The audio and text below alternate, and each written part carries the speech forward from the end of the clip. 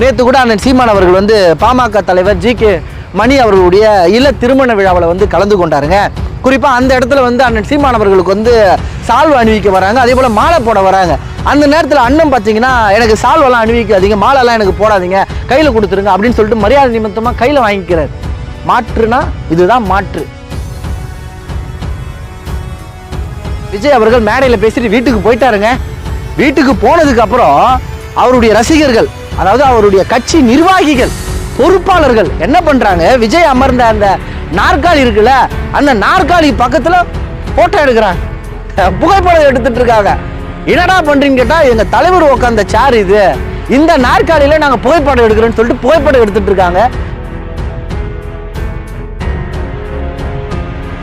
இப்ப நாம் தமிழ் கட்சி கூட்டத்திலாம் பாத்தீங்கன்னா நாற்காலியா கூட்டம் முடிஞ்ச பிறகு அடுத்த ஒரு 2 நிமிடத்துல அனைத்து நாற்காலிகளும் அடுக்கி வைக்கப்பட்டிருக்கும். நாம் தமிழ் கட்சி கூட்டம் நடக்கும். அந்த கூட்டத்தில் பார்த்தீங்கன்னா ரத்தத்தை கொடுத்துட்டு இருப்பாங்க குருதிக்கொடை பாசறை சார்பாக. மாநாடு முடிஞ்ச பிறகு, நாம் தமிழ் கட்சி மாநாடு முடிஞ்ச பிறகு அந்த இடத்துல ஒரே ஒரு குப்பை கூட இருக்காது, எல்லாத்தையும் அகற்றுவாங்க நாம் தமிழ் கட்சி உறவுகள். இதுதான்ப்பா மாற்று. இப்படிதான் ஒரு மாற்று அரசியல் இருக்கணும். தமிழ் உறவுகள் அனைவருக்கும் வணக்கம். அதாவதுங்க, தமிழக வெற்றி கழகத்தின் 2ஆம் ஆண்டு தொடக்க விழா இன்றைய நாள் நடைபெற்றதுங்க. குறிப்பாக இதற்கு முன்பு மாநாடு வந்து நடைபெற்றது. மாநாட்டில் விஜய் அவர்கள் என்ன பேச போகிறாருன்னு சொல்லிட்டு பலரும் எதிர்பார்த்துருந்தாங்க. மாநாட்டில் வந்து நாங்கள் வந்து மதவாத அரசியலை எதிர்க்கிறோம், அதே போல் குடும்ப ஆட்சின்னு சொல்லிட்டு ஆட்சி நடத்திட்டு இருக்காங்க, இவர்களை நாங்கள் எதிர்க்கிறோம் அப்படின்னு சொல்லிட்டு பாஜக திமுக என்ற வார்த்தையை கூட பயன்படுத்தாம அவர்களுடைய எதிர்ப்புகளை வந்து பதிவு பண்ணியிருந்தாங்க. அதன் பிறகு விஜய் அவர்கள் வந்து அதிக அளவில் கட்சி கூட்டங்கள் எல்லாம் கலந்து கொள்ளல. குறிப்பாக பரந்தூர் விமான நிலையம் பாதிப்புக்குள்ளான மக்களை சந்திக்க போயிருந்தாரு. அதன் பிறகு தற்போது கட்சியுடைய 2ஆம் ஆண்டு தொடக்க விழாவில் விஜய் அவர்கள் வந்து கலந்து கொண்டு பேசியிருந்தாரு. குறிப்பாக இந்த மேடையில் விஜய் அவர்கள் என்ன பேச போறாருன்னு சொல்லிட்டு பலரும் எதிர்பார்த்தாங்க. குறிப்பாக ஊடகங்கள் வந்து சொல்ல வேண்டியதில்லை, காலையிலிருந்து விஜய் என்ன பேச போறாரு, எழுத போறாரு, அப்படி இப்படின்னு சொல்லிட்டு பிரேக்கிங் நியூஸாக போட்டிருந்தாங்க. கிட்டத்தட்ட ஒரு வார காலமாக விஜய் என்னதான்ப்பா பேச போறாரு. ஏன்னா என்ன விஷயம்னா, விஜய் இந்த முறை நேரடியாக திமுக பெயரை சொல்லி, ஸ்டாலின் பெயரை சொல்லி நிச்சயமாக தனது எதிர்ப்பை பதிவு செய்வார் அப்படின்னு பல பேர் எதிர்பார்த்துருந்தாங்க. அதே போல் மோடி அரசாங்கத்தை விஜய் அவர்கள் கடுமையாக மோடியுடைய பெயரை குறிப்பிட்ட பேசி தனது எதிர்ப்பை தெரிவிப்பார் அப்படின்னு பல பேர் எதிர்பார்த்துருந்தாங்க. அதே போல் விஜய் அவர்கள் மேடை ஏறினார். மாநாட்டில் விஜய் அவர்கள் எப்படி மறைமுகமாக தாக்கி பேசினாரோ அதே போல தான் இந்த 2ஆம் ஆண்டு தொடக்க விழாவிலும் விஜய் அவர்கள் மறைமுகமாக திமுகவையும் பாஜகவையும் தாக்கி பேசியிருக்காரு. மற்றபடி விஜய் அவர்கள் பேசுனதில் வந்து பெருசாக ஒன்றும் பேசிடல அப்படின்ற மாதிரி நம்ம சொல்லலாம். குறிப்பாக விஜய் அவர்கள் பேசும்போது என்ன பேச போறாருன்றத மறந்துடுறாரு. அதனால துண்டு சீட்டை வந்து அடிக்கடி எடுத்து பார்த்துட்டு இருக்காரு விஜய் அவர்கள். இதெல்லாம் விஜய் அவர்கள் தவிர்க்க வேண்டும் என்று சமூக வலைதளத்தில் பொதுவான மக்கள் வந்து தங்களுடைய கருத்துக்களை வெளிப்படுத்தியிருந்தாங்க. ஏன்னா இப்படியெல்லாம் பார்க்கும்போது மக்கள் என்ன நினைக்கிறாங்கன்னா, இதுக்கு முன்னாடி இப்படி ஒருத்தர் பேசுவார், அவர் யாருப்பா, அவர் ஸ்டாலின் பேசுவார் துண்டுச்சீட்டோட. அதே போல தான் விஜய் அவர்கள் துண்டுச்சீட்டு பார்த்து பேசிட்டு இருக்காப்புல. மற்றபடி ஆளுகின்ற கட்சியான திமுகவை வந்து கடுமையாக சாடி விஜய் அவர்கள் எந்த ஒரு இடத்துலையும் விமர்சிக்கல. பாயாசம்னு சொன்னார், அதுதான் அவருடைய உச்சபட்ச விமர்சனமாக இருந்தது. ஆதவ அர்ஜுனா கூட உதயநிதி குறித்து, குடும்ப அரசியல் குறித்து, அப்புறம் சினிமாவில் வந்து இந்த ஆட்சியாளர்கள் வந்து உட்புகுந்து அராஜகம் செய்கிறாங்க என்பதெல்லாம் ஆதவ அர்ஜுனா கூட பேசியிருந்தாப்புல. ஆனால் விஜய் அவர்கள் வந்து பேசலை. விஜய் எப்போ தான் துணிச்சலாக திமுக குடும்பத்தை கடுமையாக எதிர்த்து சண்டை செய்கிறாரு நம்ம பார்க்கலாம். ஏன்னா இது அரசியல் களம்ங்க. அரசியல் களத்தில் நான் வந்து ஸ்டாலின் பெயரை நான் சொல்ல மாட்டேன், நான் மோடி பெயரை சொல்ல மாட்டேன், நான் வந்து இப்படியாப்பட்ட அரசியல் தான் நான் முன்னெடுப்பேன், நான் மறைமுகமாக தாக்கி தான் நான் பேசுவேன். எத்தனை வருஷத்துக்கு மறைமுகமாக தாக்கி பேசுவீங்க?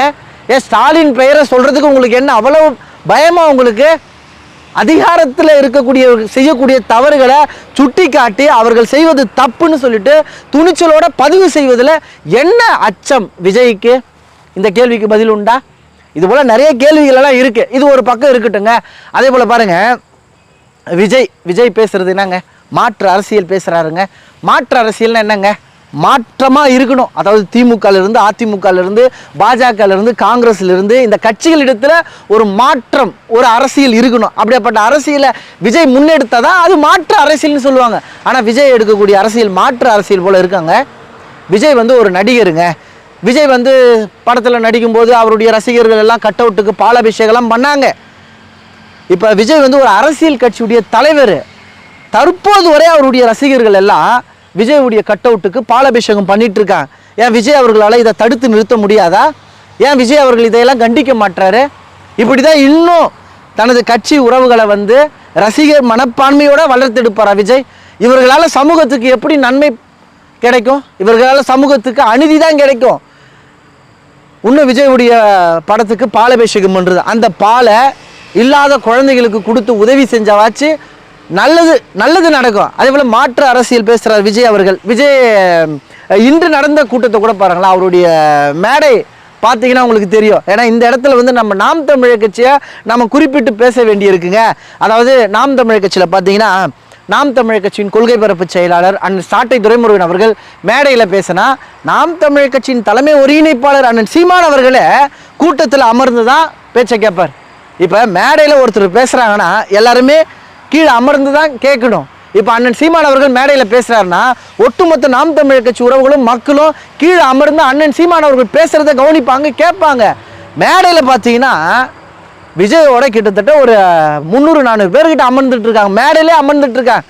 ஒரு வரிசையில் அமர்ந்தாலே யார் யார் அமர்ந்துருக்காங்கன்னு தெரியாது. ஒரு 5-6 வரிசையில் உட்காந்துட்டு இருக்காங்க. அப்போ இப்படியாப்பட்ட அரசியலை ஏன் விஜய் அவர்கள் முன்னெடுக்கணும்? இதுதான் மாற்று அரசியலா?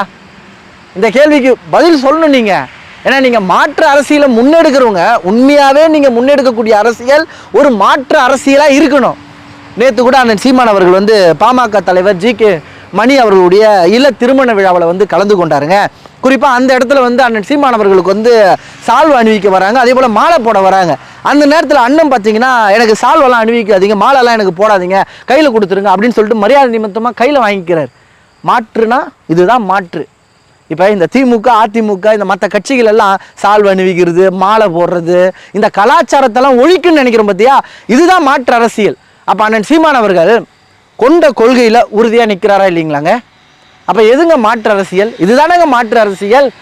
அதே போல் சமூக வலைதளத்தில் ஒரு காணொலி பார்த்தேன். அந்த காணொலியை பார்க்கும்போது விஜய் வந்து என்ன மாதிரியான மாற்று அரசியல் முன்னெடுக்கிறாரு பாருங்க அப்படின்னு சொல்லிட்டு நான் அவமானப்பட்டேன். இப்போ விஜய் அவர்கள் மேடையில் பேசிட்டு வீட்டுக்கு போயிட்டாருங்க. வீட்டுக்கு போனதுக்கப்புறம் அவருடைய ரசிகர்கள், அதாவது அவருடைய கட்சி நிர்வாகிகள், பொறுப்பாளர்கள் என்ன பண்ணுறாங்க, விஜய் அமர்ந்த அந்த நாற்காலி இருக்குல்ல, அந்த நாற்காலி பக்கத்தில் ஃபோட்டோ எடுக்கிறாங்க, புகைப்படம் எடுத்துட்டு இருக்காங்க. என்னடா பண்ணுறீங்கன்னு கேட்டால், எங்கள் தலைவர் உட்காந்த சேர் இது, இந்த நாற்காலியில் நாங்கள் புகைப்படம் எடுக்கிறோன்னு சொல்லிட்டு புகைப்படம் எடுத்துகிட்டு இருக்காங்க. இப்படியாப்பட்ட ஒரு கூட்டத்தை உருவாக்கி விஜய் எப்படி மாற்று அரசியலை இந்த மண்ணுக்கு ஏற்படுத்துவார்? இதெல்லாம் சரி செய்யணும்லங்க. இப்போ நாம் தமிழர் கட்சி கூட்டத்திலலாம் பார்த்தீங்கன்னா, நாற்காலியாக கூட்டம் முடிஞ்ச பிறகு அடுத்த ஒரு 2 நிமிடத்தில் அனைத்து நாற்காலிகளும் அடுக்கி வைக்கப்பட்டிருக்கும். நாம் தமிழர் கட்சி கூட்டம் நடக்கும். அந்த கூட்டத்தில் பார்த்தீங்கன்னா ரத்தத்தை கொடுத்துட்டு இருப்பாங்க குருதிக்கொடை பாசறை சார்பாக. மாநாடு முடிஞ்ச பிறகு, நாம் தமிழர் கட்சி மாநாடு முடிஞ்ச பிறகு அந்த இடத்துல ஒரே ஒரு குப்பை கூட இருக்காது, எல்லாத்தையும் அகற்றுவாங்க நாம் தமிழர் கட்சி உறவுகள். இதுதான்ப்பா மாற்று. இப்படி தான் ஒரு மாற்று அரசியல் இருக்கணும். அதை விட்டுட்டு இன்னுமே விஜயுடைய கட்சி உறவுகள் வந்து ரசிக மனப்பான்மையோடு இருக்கிறது வந்து இந்த தமிழ்நாட்டுக்கு ஒரு மாற்று அரசியலாக இதெல்லாம் இருக்காது என்பதுதான் நம்முடைய கருத்து. குறிப்பாக விஜய் ரசிகர்கள் வந்து இன்னும் அதே மனப்பான்மையோடு தான் வாழ்ந்துட்டு இருக்காங்க என்பதை தான் நம்மளால் பார்க்க முடிகிறது. குறிப்பாக விஜய் ரசிகர்கள் கட் அவுட்டுக்கு பால் அபிஷேகம் பண்ணுறது, அதே போல் விஜய் அமர்ந்த நாற்காலிக்கு பக்கத்தில் புகைப்படம் எடுக்கிறது, இது போன்ற செயல்பாடுகள் எல்லாம் நீங்கள் எப்படி பார்க்குறீங்கன்றத உங்களுடைய கருத்துக்களை தெரியப்படுத்துங்க. மீண்டும் அடுத்த ஒரு நல்ல பதிவுகளில் உங்களை சந்திக்கிறேன். இதுவரை நமது இன விடுதலை வலையொலியை பின்தொடராத உறவுகள் பின்தொடருங்கள், விருப்பம் தெரிவியுங்கள். இந்த பதிவை குறித்த உங்களுடைய கருத்துக்கள் வரவேற்கப்படுகிறது. நன்றி, வணக்கம், வாழ்க தமிழ்.